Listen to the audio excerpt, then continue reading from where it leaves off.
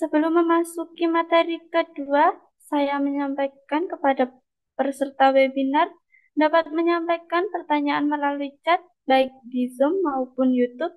Tuliskan pertanyaan dan ditunjukkan kepada narasumber siapa. Pertanyaan akan dibacakan di sesi diskusi. Peserta webinar yang berbahagia, langsung saja saya undang pemateri yang kedua. Kami hadirkan Dr. Afzil Ramadian, STMM, TR. Beliau adalah dosen dari Universitas Juanda Bogor yang akan memberikan pemaparan dengan judul Strategi Kewirausahaan di Era Industri 5.0 Membangun Keunggulan Kompetitif. Selamat siang, Dr. Afzil. Selamat siang. Suara saya apa terdengar jelas? Terdengar jelas, Pak. Baik, Untuk waktu presentasi, materi disediakan 10 menit. baik, Mohon berkenan untuk memperkenalkan diri secara singkat. baik, Kepada Dr. Afzil, waktu dan tempat kami persilahkan. baik. Bismillahirrahmanirrahim. Assalamualaikum warahmatullahi wabarakatuh.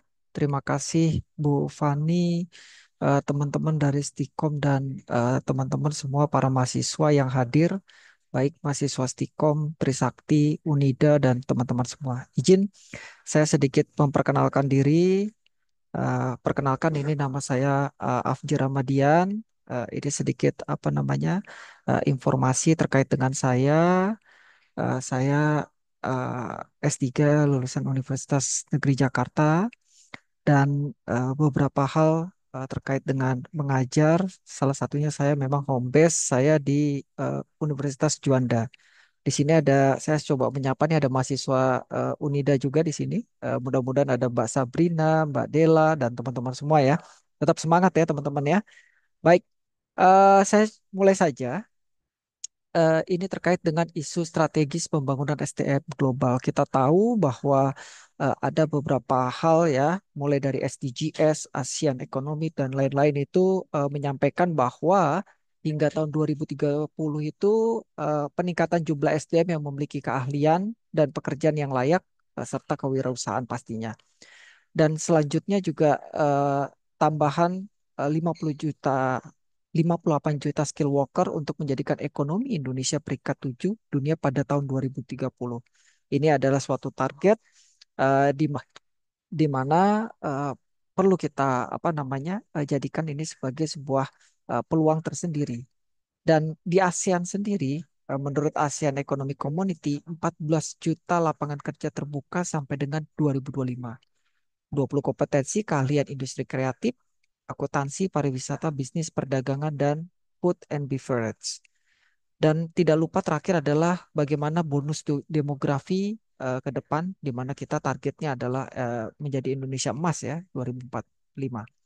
Baik, nah untuk terkait dengan industri 5.0, kita tahu ini ada beberapa milestone perubahan ya, mulai dari industri titik satu, 2, 3, dan terakhir eh, di posisi industri 5.0.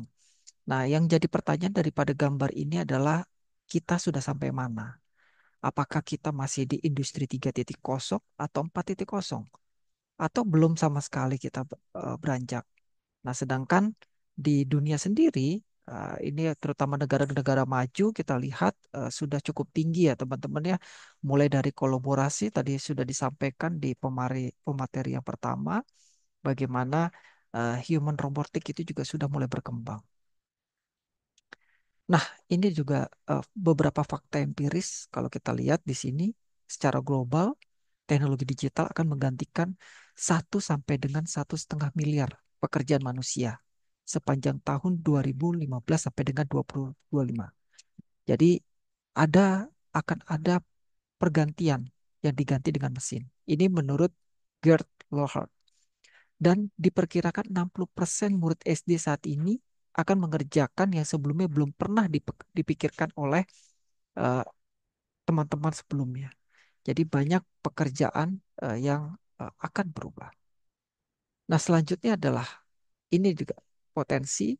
menurut World Economic Forum ini menyampaikan bahwa teknologi digital berpotensi membuka 2,1 juta lapangan pekerjaan pada tahun 2025. Nah, teknologi digital sendiri berpotensi mengurangi 26 miliar ton emisi karbon dari industri elektronik, logistik, dan otomotif sepanjang tahun. Nah, dari itu semua, kita coba rangkum bagaimana peluang dan tantangan tren global. Kita tahu otomatis itu memicu pergeseran landscape ketenagakerjaan. Ini menurut World Economic Forum tahun 2023.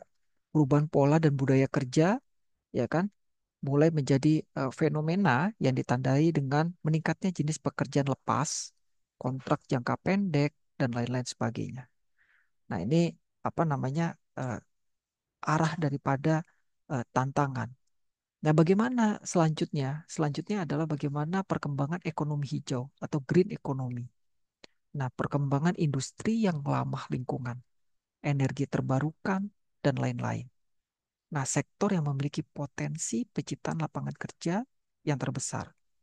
Jadi, di sini adalah key-nya adalah bagaimana kemampuan untuk beradaptasi dan budaya lifelong learning menjadi kunci untuk meningkatkan daya saing angkatan kerja.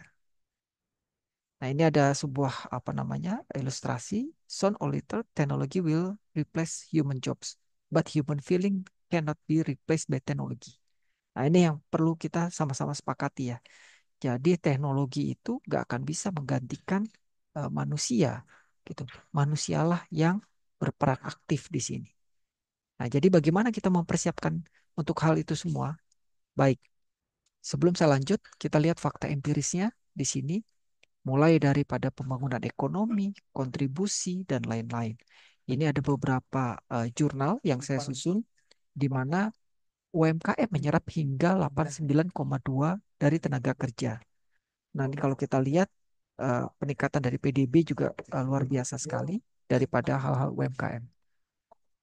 Nah, ini kondisi wirausaha di Indonesia. Kita tahu ada 3 poin. Ini lampiran Perpres, di mana jumlah pelaku usaha tergolong tinggi, namun tidak berbanding lurus dengan keinginan untuk berkembang. Sehingga tingginya minat melakukan usaha tidak diikuti dengan penyerapan tenaga kerja. Yang selanjutnya adalah bagaimana tingginya usaha mikro atau ultramikro yang melakukan usaha tanpa adanya tenaga kerja. Nah, keinginan para pelaku usaha untuk memasuki pasar global atau melakukan ekspor cenderung rendah, sehingga para pelaku usaha di Indonesia perlu dikembangkan menjadi wirausaha. Nah, saya coba menggali sedikit terkait dengan bagaimana kewirausahaan digital yang terkait dengan atau biasa dikenal itu digipreneur. Nah, kita tahu ada 2 kata kunci di sana, mulai dari digital dan entrepreneur, yang merujuk pada wirausahaan yang memanfaatkan teknologi digital dan internet sebagai basis utama dalam menjalankan bisnisnya. Ini sahut 2021. Nah, tantangannya bagaimana? Mulai dari persaingan global, keamanan cyber, dan adaptasi teknologi. Nah, kita tahu persaingan global ini kita lihat kompetisi tidak lagi terbatas pada skala lokal, dan produk dan layanan harus mampu bersaing dengan pemain internasional.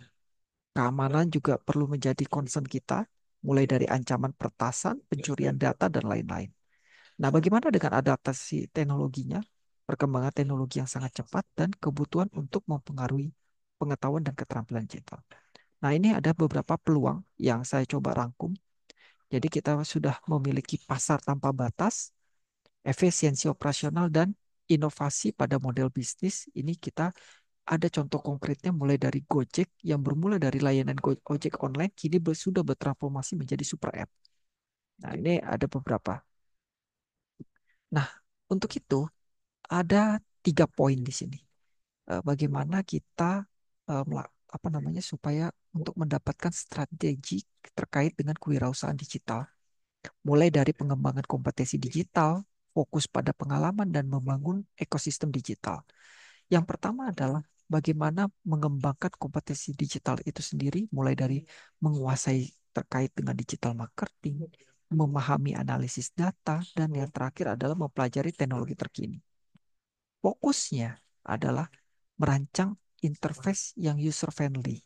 Kita tahu membuat aplikasi itu seharusnya itu bisa mudah, atau istilahnya kalau kita ini tuh bilang itu adalah customer centric, sehingga itu bisa digunakan, memberikan layanan pelanggan yang responsif serta memastikan keamanan eh, transaksi.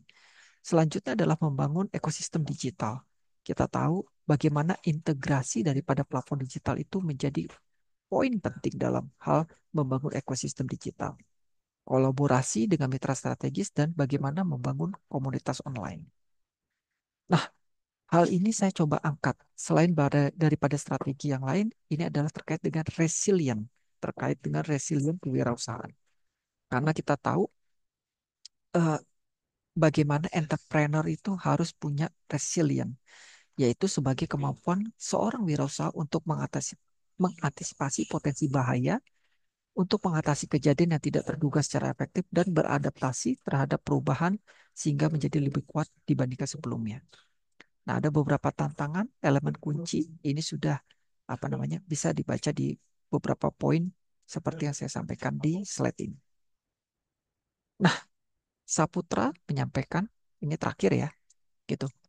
Apa sih yang harus dimiliki? Kemampuan apa yang harus dimiliki oleh wirausaha? Yang pertama adalah poin pertama, melakukan inovasi, manajemen waktu yang baik, inisiatif, visioner, memiliki spirit keagamaan, dan mampu motivasi diri. Ini kenapa saya tekankan di sini spirit keagamaan, karena memang spirit keagamaan di era sekarang ini menjadi poin penting ya, teman-teman semua. Supaya para wirausaha itu tetap memiliki yang namanya semangat keagamaan. Baik, kesimpulan terakhir, di era digital telah membuka pintu kesempatan yang luas bagi para wirausaha untuk berinovasi dan berkembang. Meskipun tantangan selalu ada, dengan strategi yang tepat dan komitmen untuk terus belajar. Jadi setiap orang memiliki kesempatan untuk menjadi digipreneur sukses. Demikian paparan singkat dari saya. Terima kasih semua teman-teman. Lanjut kita mungkin dengan diskusi ya. Gitu. Billahi taufiq wal hidayah. Wassalamualaikum warahmatullahi wabarakatuh. Terima kasih. Waalaikumsalam. Terima kasih, Dokter Afsil, atas materi yang disampaikan. Saya lupa tadi. Narasumber. Oke, baik. Terima kasih